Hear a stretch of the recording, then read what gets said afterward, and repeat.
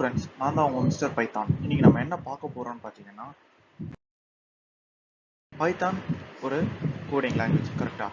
அதை ரன் பண்ணி பார்க்கறதுக்கு நம்ம அனகோண்டான்னு ஒரு ஆப்பை டவுன்லோட் பண்ண போகிறோம். ஸோ வாங்க டவுன்லோட் பண்ணுறது எப்படின்னு பார்க்கலாம்.